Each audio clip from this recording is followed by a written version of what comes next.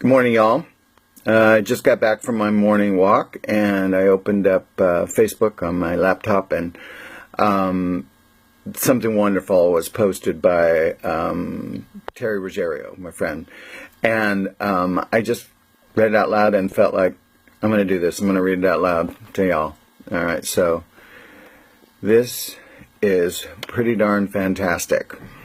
It's long, but it's well worth it. All right. In a land where the states are united, they claim, in a skyscraping tower adorned with his name, lived a terrible, horrible, devious chump, the bright orange miscreant known as the Trump. This Trump, he was mean, such a mean little man, with the tiniest heart and two tinier hands, and a thin set of lips etched in permanent curl, and a sneer and a scowl and contempt for the world. He looked down from his perch and he grinned ear to ear, and he thought, I could steal the election this year. It'd be rather simple, it'd so easily won. I'll just make them believe that their best days are done. Yes, I'll make them believe that it's all gone to hell, and I'll be the Messiah, and their souls they will sell. And I'll use lots of words disconnected from truth, but I'll say them with style so they won't ask for proof. I'll toss out vague platitudes, phrases, and such. They're so used to fake news that it won't matter much. They won't question the how, the what, why, or when. I will make their America great once again. The Trump told them to fear. They should fear, he would say.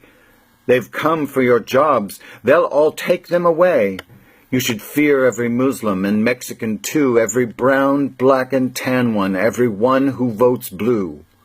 And he fooled all the Christians, he fooled them indeed, and he just trotted out Jesus. That's what Jesus folk need.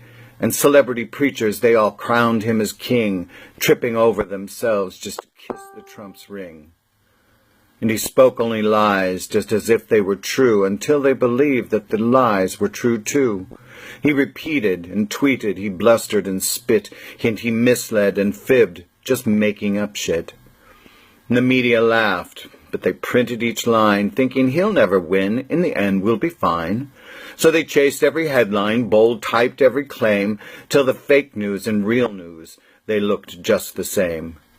And the scared little folks who listened, they devoured every word. Yes, they ate it all up, every word that they heard, fearing their status was under attack, trusting the Trump to take their America back. From the gays and from ISIS, he'd take it all back. Take it all back from the Democrats, fat cats, and blacks. So, hook, line, and sinker, they all took the bait. All of his lies about making America great. Now, the pantsuited one, she was smart and prepared. She was brilliant and steady, but none of them cared. They cared not to see all the work that she'd done, or the fact that the Trump had not done thing one. They could only shout, emails! Yes, emails they'd shout, because Fox News had told them, and Fox News had clout. And the pantsuited one, she was slandered no end, and lies became truth she could never defend. And the Trump watched it all go according to plan, a strong woman eclipsed by an insecure man. And November the 8th arrived. Finally it came, like a slow-moving storm, but it came just the same, and Tuesday became Wednesday, as those days will do, and the night turned to morning, and the nightmare came true. With millions of non-voters still in their beds, yes, the Trump, he had done it, just like he had said. And the Trumpers, they trumped, how they trumped when he won. All the racists and bigots, deplorable ones, they crawled out from the woodwork, came out to raise hell. They came out to be hateful and hurtful as well, with slurs and with road signs, with spray paint and tweets, with death threats to neighbors and taunts on the street. And the grossest of grossness they hurled on their peers, while the Trump, he said zilch, for the first time in years. But he tweeted at Hamilton, he tweeted the Times, and he trolled Alec Baldwin a few hundred times, and he pouted a pout like a petulant kid, thinking this is what presidents did, thinking he could still be a perpetual jerk, terrified to learn he must actually work. Work for every American, not just for a few, not just for the white ones. There was much more to do. He now worked for the Muslims and Mexicans, too, for the black, brown, and tan ones and the ones who vote blue.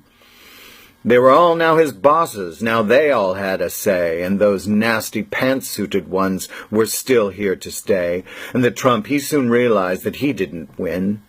He had gotten the prize, and the prize now had him. And it turned out that Trump was a little too late, for America was already more than quite great.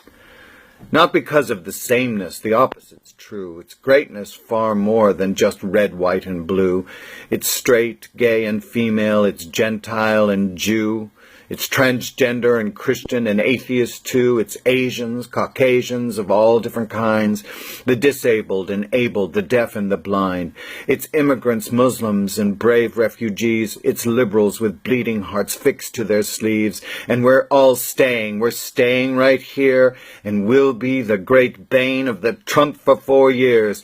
And we'll be twice as loud as the loudness of hate, but the greatness be the greatness that makes America great.